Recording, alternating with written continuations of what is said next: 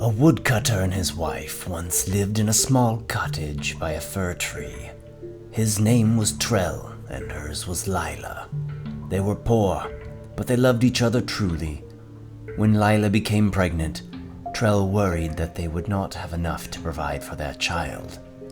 His preoccupations grew so strong that he decided to make a trek to the Penumbra Grove.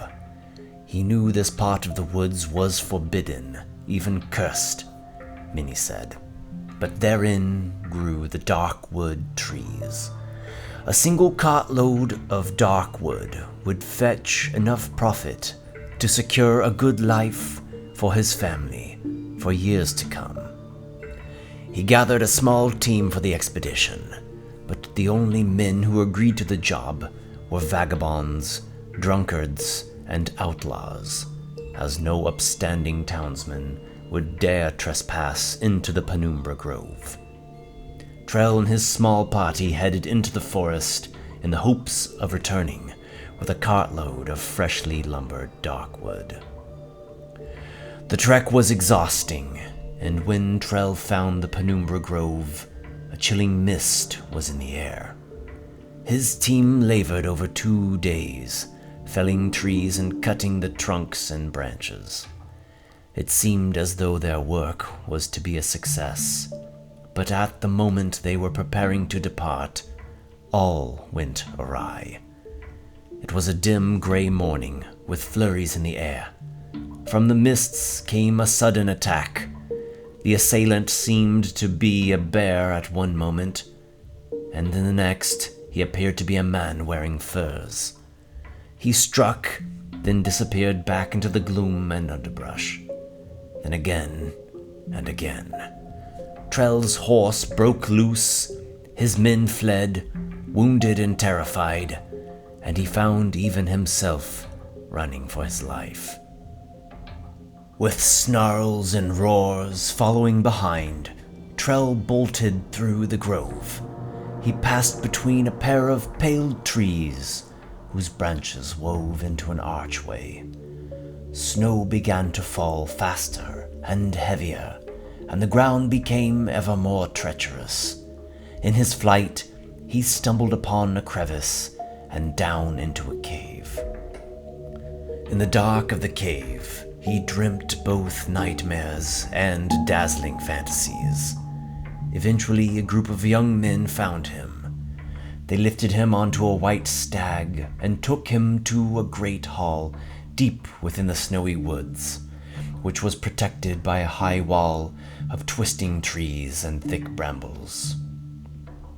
The great hall was the domain of a winter king and queen. They disregarded Trell and would have had him cast out, wounded, into the wilderness to die.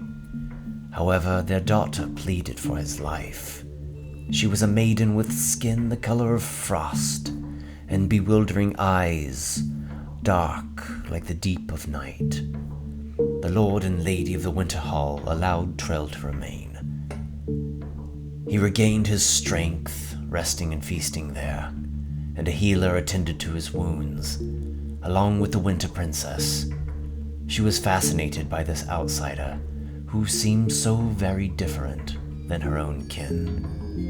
On many an evening, her voice drifted through the air, singing of how her human lover would remain in her hall forever. Whereas Trell had been relieved to survive, he was now filled with a great melancholy. He dreamt of Lila and his child to come. The folk of the Winter Hall had strange customs that made him feel ever the outsider, and once the princess became his lover, he feared for the worst. Her embrace was like a snare, and her passion was icy. She was a jealous and capricious spirit, often saying how if Trell ever escaped, she would summon a forest witch to curse him. He bided his time as best he could. Each day seemed to stretch on so very slowly. After what seemed a few months, Trell could suffer his imprisonment no longer. He waited until the entire hall was asleep following a great feast, and he snuck away. On his way out, he stole a bow, a quiver of arrows, and an axe.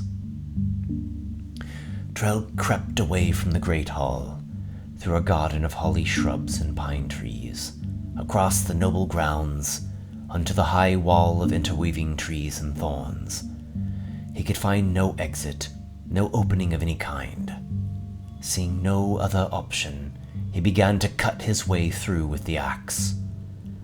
Gusts whipped about him, and low clouds sent down blankets of snowflakes. But Trell continued to work. His arms ached. In the distance, he heard shouts. He felt an icy flame in his heart, like the kiss of the Winter Princess, and he pushed his limbs to continue the strokes. The shouts grew nearer, but he managed to cut through the wall of branches. The winter forest was a maze of snowbanks and gnarled trees. Trell ran, stumbled, then ran some more. Crows mocked him with their caws, and here and there he thought he glimpsed one of the winter folk. He found the old cave he had fallen into, and past that, the pale archway. Once through, the air grew warmer, and the plants more vibrant. He felt as though he had passed from winter into spring. In the bushes under an apple tree, he collapsed from exhaustion. Trell dreamt of an old woman crying. Then the vision changed to that of an apple with the face of a girl. The apple sang a song of longing, and a hog came along and ate it. The final image was that of the Winter Princess, who wept a single tear of ice. Once Trell was able to continue his trek, he swore a promise to Lila that he would be home soon. He entered the Penumbra Grove. Mists swirled about the dark wood trees. The air felt close, almost drowning in its heaviness. With his bow and arrow in hand, Trell moved into the heart of the grove.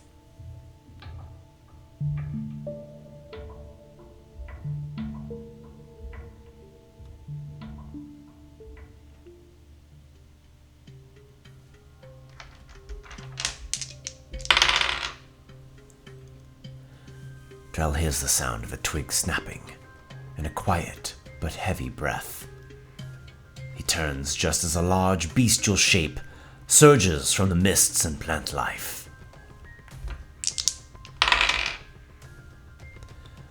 The creature appears as some large primordial bear.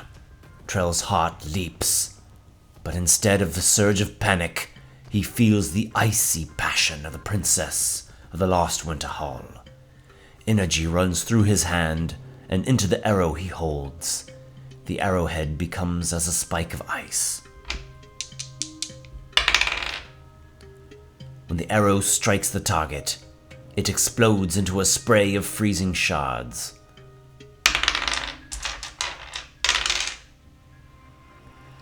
Trell then backs up, taking cover behind a darkwood tree.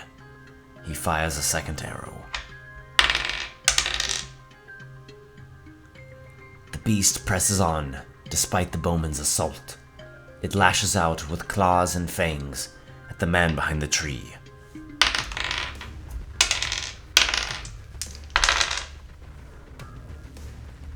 The bear snarls, having torn into its prey. Trell grits his teeth.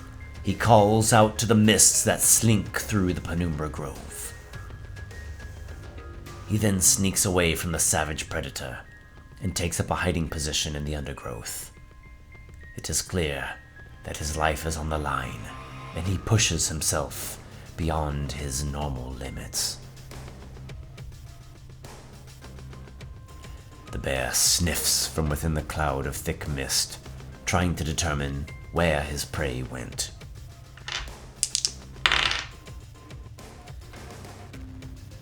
Trell watches the creature poke its head out in a couple directions, but never quite comes his way. He takes a moment to steady himself and moves into a better position.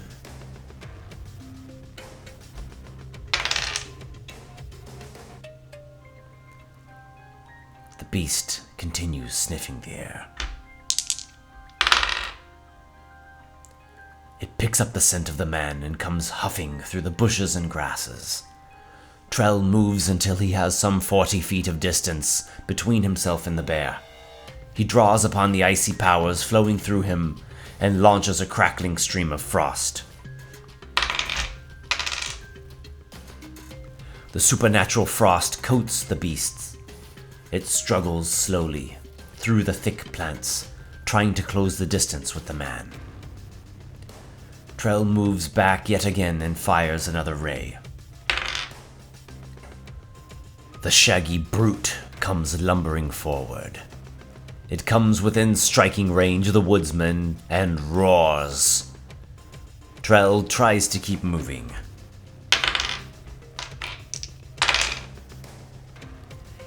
He howls in pain as he feels the powerful claws rake his shoulder. He turns and fires 2 arrows in rapid succession.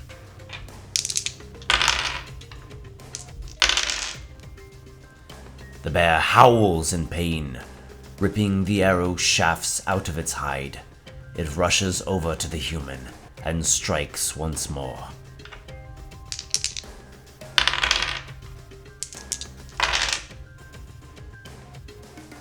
Trell shouts as the claws rip at him. He feels the heat of the wound, and his breath begins to labor. The bear, too, appears ragged and near collapse. He drops his bow, draws his axe, and swings with what energy he has left.